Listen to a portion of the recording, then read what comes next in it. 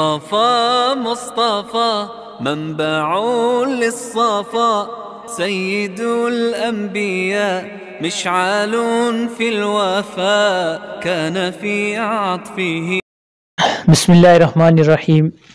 سلسلہ تحقیق و تخریج الحدیث میں آج ہم ایک سوال شامل کرنے والے ہیں، اور یہ سوال تخریج الحدیث کے گروپ میں ایک دوست نے پوچھا ہے، اور اس پہ کافی زیادہ انہوں نے اصرار کیا ہے اس کی تحقیق کی جائے یہ کہاں تک درست ہے.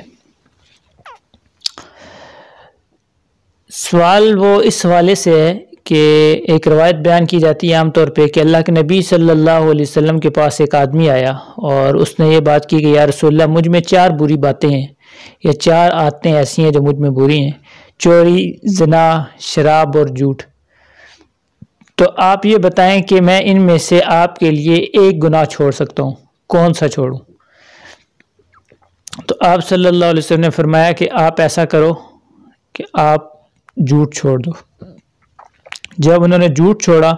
تو جھوٹ چھوڑنے کی وجہ سے سب کے سب گناہ خود بخود ہی ان سے چھوٹ گئے. تو اس روایت کے حوالے سے معلوم کرنا چاہتے ہیں یہ دوست کہ یہ روایت کہاں تک درست ہے، اس کو بیان کیا جا سکتا ہے، اور یہ کن کتب کے اندر موجود ہے. سب سے پہلے تو جو کتب کے اندر یہ روایت موجود ہے، تو میں مکمل روایت جو عام طور پہ ان کتب میں موجود ہے، تو میں مکمل روایت پہلے بیان کرتا ہوں، اردو ترجمہ اس کا کر دیتا ہوں، عربی بیان نہیں کرتا، لمبی ہو جائے گی بات. روایت اس طریقے کی ہے کہ اللہ کے نبی صلی اللہ علیہ وسلم کے پاس ایک آدمی آئے تو انہوں نے کہا یا رسول اللہ، میں ایمان تو قبول کرنا چاہتا ہوں، لیکن میرا مسئلہ یہ ہے کہ میں شراب کو بھی پسند کرتا ہوں، زنا کو بھی، چوری کو بھی اور جھوٹ کو بھی، اور لوگ یہ کہتے ہیں کہ آپ ان چیزوں کو حرام کرتے ہیں اور میں ان سب چیزوں کو نہیں چھوڑ سکتا. ہاں، اگر آپ کہیں تو میں آپ کے لیے صرف ایک چیز کو چھوڑ سکتا ہوں. تو اللہ کے نبی صلی اللہ علیہ وسلم نے فرمایا کہ ٹھیک ہے، اگر ایک چیز کا آپشن ہے تو پھر آپ جھوٹ چھوڑ دو. کہتے ہیں کہ انہوں نے کہا جی ٹھیک ہے، میں جھوٹ چھوڑ دیتا ہوں. بعد میں جس وقت گئے اور ان کا دل ہوا کہ اب میں چوری کروں، لیکن فوراً یہ ذہن میں بات ہے کہ جس وقت میں چوری کروں گا، چوری کرنے کے بعد تو میں نے وعدہ کیا کہ میں سچ بولوں گا، اللہ کے نبی پوچھیں گے تو میں کہوں گا جی چوری کی ہے، تو پھر مجھ پہ حد جاری ہو جائے گی. زنا کا بھی ایسا ہی مسئلہ ہے اور شراب کا بھی یہی مسئلہ ہے. تو اب اگر میں وہاں پہ جھوٹ بولتا ہوں تو میرا وعدہ ٹوٹ جاتا ہے، اور اگر میں سچ بولتا ہوں تو میرے اوپر حد جاری ہوگی. تو لہٰذا انہوں نے وہ چھوڑ دیا. اسی طرح زنا کے ساتھ بھی ہوا، اور اسی طرح شراب کے معاملے میں ان کے ساتھ اسی طرح ہوا. تو انہوں نے اللہ کے نبی صلی اللہ علیہ وسلم کی مجلس میں جب آئے تو سیدھا بتا دیا جی میں نے یہ کام نہیں کیا. تو صرف ایک جھوٹ چھوڑنے کی وجہ سے سارے کے سارے گناہوں سے وہ بچ گئے. یہ روایت مکمل ہے جو میں نے آپ کے سامنے بیان کی ہے. اور یہ روایت اب آتی ہے جی، اب یہ روایت موجود کہاں پہ ہے؟ تو ان الفاظ کے ساتھ رویہ ان واحدا جاء الی النبی صلی اللہ علیہ وسلم، آگے مکمل روایت. یہ روایت انہی الفاظ سے رویہ، اس کی کوئی سند موجود نہیں ہے. اور جن کتب میں تلاش کے بعد یہ روایت ملی ہے ان میں تفسیر کبیر امام رازی رحمہ اللہ کی، اس کے اندر یہ ملی ہے، اور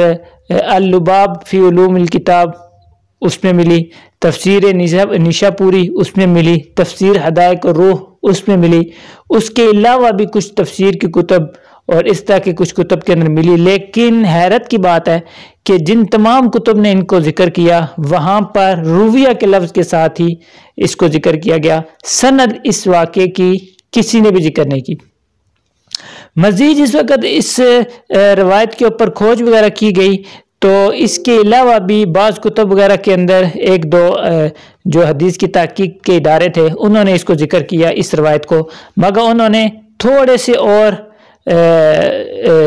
الفاظ کے ساتھ اس کو ذکر کیا، اور فرماتے ہیں کہ ایک آدمی نبی صلی اللہ علیہ وسلم کے پاس ہے، انہوں نے فرمایا کہ مجھ میں 4 بری عادتیں، باقی وہی چیز. پھر اللہ کے نبی نے فرمایا کہ آپ جھوٹ چھوڑ دو. اور وہ فرماتے ہیں کہ اس جو ادارہ ہے حدیث کی تحقیق کا، وہ کہتے ہیں کہ یہ کتاب المحاسن والازداد جو امام جاحظ کی ہے اس میں ہے، کتاب ربیع الابرار اس کتاب کے اندر فرماتے ہیں کہ یہ اس کتاب کے اندر بھی یہ واقعہ یہ جو ہم نے ذکر کیا تھوڑے سے فرق کے ساتھ یہی واقعہ وہاں پہ موجود ہے۔ التذکرۃ الحمدونیہ اور الکامل فی الادب جو امام مبرد کی کتاب ہے اس کے اندر یہ واقعہ ہے، اور فرماتے ہیں اس کے علاوہ بعض متصوفین کی جو کتب ہیں، یعنی اہل تصوف کی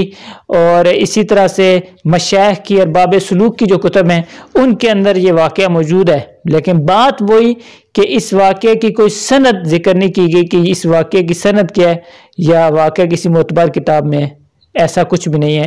تو یہ واقعہ جو ذکر کیا گیا ہے یہ کیونکہ اس کی سند تک ہم مطلع نہیں ہو سکے، لہٰذا اس کو بیان کرنا اور اللہ کے نبی صلی اللہ علیہ وسلم کی طرف اس کی نسبت کرنا یہ درست نہیں ہے تا وقت کہ اس کی کوئی معتبر سند نہ مل جائے۔ لیکن یہاں پہ ہم یہ ذکر کر دیں کہ بعض کتب کے اندر جو روایات ملی ہیں وہ جھوٹ وغیرہ کے حوالے سے اتھینٹکس روایات ہیں انہی کو بیان کیا جائے، اور ان روایات کی موجودگی میں اس طرح کے واقعے کو بیان کرنا یہ عقل سے ماورا چیز ہے۔ مثال کے طور پہ صحیح مسلم کے اندر ایک روایت ہے، بخاری کے اندر بھی ہے کہ اللہ کے نبی صلی اللہ علیہ وسلم نے فرمایا ایاکم الکذب، تم جھوٹ سے بچو کیونکہ جھوٹ برائیوں کی طرف لے جاتا ہے اور برائی آگ کی طرف لے جاتی ہے۔ بندہ اس قدر جھوٹ بولتا ہے کہ اس کو اللہ تعالیٰ کے ہاں کذاب یعنی جھوٹا لکھ دیا جاتا ہے۔ یہ روایت صحیح بخاری کے اندر بھی ہے، مسلم کے اندر بھی ہے اور دیگر کتب حدیث کے اندر بھی یہ روایت اسی طرح موجود ہے۔ اس کے علاوہ صحیح بخاری کے اندر دیگر کتب میں ایک روایت اور بھی ہے، وہ روایت یہ ہے کہ اللہ کے نبی صلی اللہ علیہ وسلم نے فرمایا کہ میں تمہیں اکبر الکبائر یعنی سب سے بڑا گناہ نہ بتاؤں؟ ہم نے عرض کیا کہ ضرور بتائیے یا رسول اللہ۔